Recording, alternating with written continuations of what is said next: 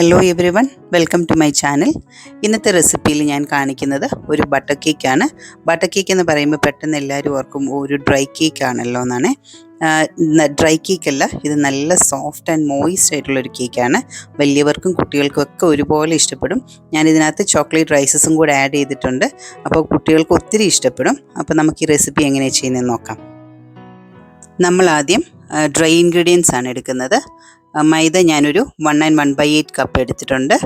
അതിലേക്ക് 2 table spoon കോൺഫ്ലവറും കൂടെ ചേർക്കുവാണ്. ഇതിലേക്ക് ഇനി ചേർക്കേണ്ടത് 1 ടീസ്പൂൺ ബേക്കിംഗ് പൗഡറാണ്. ടേബിൾ സ്പൂൺ അല്ല, ടീസ്പൂണാണ്, പ്രത്യേകം ശ്രദ്ധിക്കണേ. ഇനി ഇതെല്ലാം കൂടെ നന്നായിട്ടൊന്ന് മിക്സ് ചെയ്ത് മാറ്റി വെക്കാം. ഇനി വലിയൊരു ബൗൾ എടുക്കണം.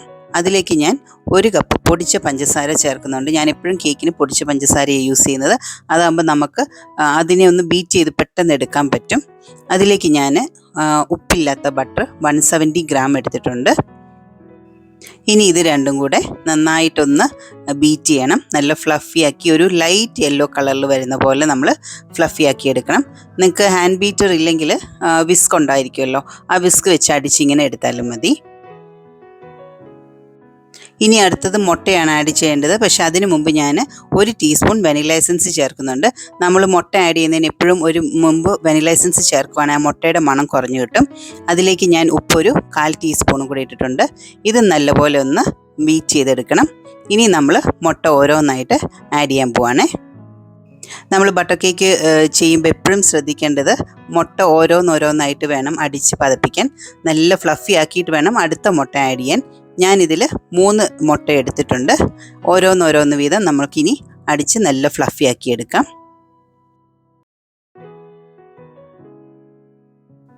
ഇതിപ്പോൾ 3ാമത്തെ മുട്ടയും കൂടി ഇട്ടിട്ട് നല്ലപോലെ അടിച്ച് ഫ്ലഫി ആക്കി എടുക്കുവാണ്. ഇങ്ങനെ ചെയ്താൽ മാത്രമേ ഇങ്ങനെ ഓരോ സ്റ്റെപ്പ് ബൈ സ്റ്റെപ്പ് ചെയ്താൽ മാത്രമേ കേക്ക് എപ്പോഴും നല്ല സോഫ്റ്റായിട്ട് കിട്ടുകയുള്ളൂ. അത് പ്രത്യേകം ശ്രദ്ധിക്കണേ. ഇനി ഇതിലേക്ക് നമ്മൾ നേരത്തെ മിക്സ് ചെയ്ത് വെച്ചിരിക്കുന്ന മൈദ ഒരു 3 പ്രാവശ്യമായിട്ട് ആഡ് ചെയ്ത് കൊടുക്കാൻ പോവാണ്. മൈദ ആഡ് ചെയ്ത് കഴിഞ്ഞാൽ എപ്പോഴും ഇങ്ങനെ കട്ട് ആൻഡ് ഫോൾഡ് മെത്തേഡിൽ പതുക്കെ ഫോൾഡ് ചെയ്യണം. ഒത്തിരി ഇട്ടിളക്കി കഴിഞ്ഞാൽ ആ കേക്കിൻ്റെ മാർദ്ദവം നഷ്ടപ്പെടും. ഞാനിവിടെ പാലൊരു 1/3 കപ്പ് എടുത്ത് വെച്ചിട്ടുണ്ട്. അതും ഇതുപോലെ 2 പ്രാവശ്യമായിട്ട് ചേർത്ത് കൊടുക്കണം. നമ്മൾ മൈദ ആഡ് ചെയ്ത് കഴിഞ്ഞിട്ട് പാല് ചേർത്ത് കൊടുക്കണം. അത് കഴിഞ്ഞിട്ട് ഇതുപോലെ പതുക്കെ ഫോൾഡ് ചെയ്യണം. ഞാനിവിടെ ഒരു കാര്യം മറന്നുപോയി. ആ മൈദ ചേർക്കുമ്പോൾ അരിച്ചിട്ട് വേണം ചേർക്കാൻ, അല്ലെങ്കിൽ നിങ്ങൾക്ക് നേരത്തെ അത് അരിച്ച് വെച്ചാലും മതി. ഞാൻ യൂഷ്വലി എപ്പോഴും ഇതിങ്ങനെ ചേർക്കുമ്പോൾ ആ സമയത്താണ് അരിച്ചു കൊടുക്കുന്നത്. നിങ്ങൾക്ക് ഏതാ എളുപ്പം എന്ന് വെച്ചാൽ അതുപോലെ ചെയ്തു കൊടുത്താൽ മതി. ഇതിപ്പോൾ ഞാൻ 2ാമത്തെ പ്രാവശ്യവും മൈദ ആഡ് ചെയ്തു. എന്നിട്ട് ഇതുപോലെ കട്ട് ആൻഡ് ഫോൾഡ്. ഇതിപ്പോൾ ഞാൻ സ്പീഡാക്കിയാണ് കാണിച്ചേക്കുന്നത്. ഇത്രയും സ്പീഡിൽ ചെയ്യരുത്, സ്ലോലി ചെയ്യണം. ഇനി നമ്മൾ ആ ബാക്കി വന്ന പാലും കൂടെ ചേർത്തിട്ട് ഒന്നും കൂടെ കട്ട് ആൻഡ് ഫോൾഡിൽ പതുക്കെ ഫോൾഡ് ചെയ്തെടുക്കണം. ഇനിയിപ്പോൾ ഞാൻ ഏറ്റവും അവസാനമുള്ള ആ മൈദയുടെ കൂട്ടും കൂടെ ചേർത്തിട്ട് എഗെയിൻ നമ്മൾ നേരത്തെ ചെയ്തതുപോലെ തന്നെ കട്ട് ആൻഡ് ഫോൾഡിൽ പതുക്കെ ആ ബാറ്റർ ഒന്ന് ഫോൾഡ് ചെയ്ത് കൊടുക്കണം. നിങ്ങൾ ബബിൾ വിസ്ക് യൂസ് ചെയ്യുന്നെങ്കിൽ അത് വെച്ച് തന്നെ ഇതുപോലെ കട്ട് ആൻഡ് ഫോൾഡ് ചെയ്താൽ മതി. പതുക്കെ ചെയ്യണം എന്നേ ഉള്ളൂ. ഇതുപോലെ നല്ലപോലെ ഫോൾഡ് ചെയ്ത് കഴിഞ്ഞിട്ട് ഞാൻ ഒരു 1-2 സെക്കൻഡ് ജസ്റ്റ് ഒന്നത് ബീറ്റർ വെച്ചിട്ട് അടിച്ചെടുക്കത്തേ ഉള്ളൂ. ഒത്തിരി നേരം അടിക്കല്ലേ, കേക്കിൻ്റെ സോഫ്റ്റ്നെസ് പോകുവേ. ഇനി നമ്മുടെ ഈ ബാറ്ററിലേക്ക് ചോക്ലേറ്റ് റൈസസ് അല്ലെങ്കിൽ സ്പ്രിങ്കിൾസ് ഇതുപോലെ ഒരു 3-4 ടേബിൾ സ്പൂൺ ആഡ് ചെയ്ത് കൊടുത്തിട്ട് പതുക്കെ ഒന്ന് ഫോൾഡ് ചെയ്ത് കൊടുക്കണം. നിങ്ങൾക്ക് ഇതിനകത്ത് നട്ട്സോ അല്ലെങ്കിൽ ട്യൂട്ടി ഫ്രൂട്ടിയോ ഒക്കെ ആണെങ്കിലും ഇട്ടു അങ്ങനെ ഫ്ലേവർ മാറ്റിയെടുക്കാവുന്നതാണ്.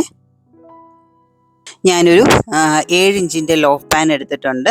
ബട്ടർ പേപ്പർ വെച്ചിട്ട് 4 സൈഡും കവർ ചെയ്ത് അതിലേക്കാണ് ഈ ബാറ്റർ മാറ്റുന്നത്. ബാറ്റർ മുഴുവൻ ഇട്ടതിന് ശേഷം ഇങ്ങനെ 2-3 പ്രാവശ്യം ടാപ്പ് ചെയ്ത് കൊടുക്കണം. അത് കഴിഞ്ഞിട്ട് അതിൻ്റെ മോൾ ഭാഗം ഒന്ന് നിരത്തി കൊടുക്കണം.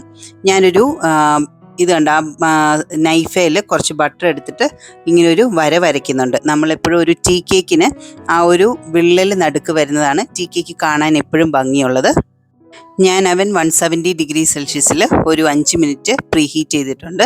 ഇതൊരു 50 to 55 മിനിറ്റ്സ് നമ്മളിനി ബേക്ക് ചെയ്തെടുക്കണം. ഇതിപ്പോൾ നല്ല പെർഫെക്റ്റ് ആയിട്ട് ബേക്ക് ആയിട്ട് വന്നിട്ടുണ്ട്. ബട്ടർ കേക്ക് എപ്പോഴും നമ്മൾ എയർ ടൈറ്റ് പാത്രത്തിൽ അടച്ചു വെക്കണം, അല്ലെങ്കിൽ അത് ഡ്രൈ ആയിപ്പോവും. 2-3 ദിവസം ഇത് കേടുകൂടാതെ പുറത്ത് തന്നെ ഇരുന്നോളും. എന്തെങ്കിലും സംശയം ഉണ്ടെങ്കിൽ കമൻറ്റ് ബോക്സിൽ ചോദിച്ചാൽ മതി. അപ്പോൾ താങ്ക്സ് ഫോർ വാച്ചിങ്.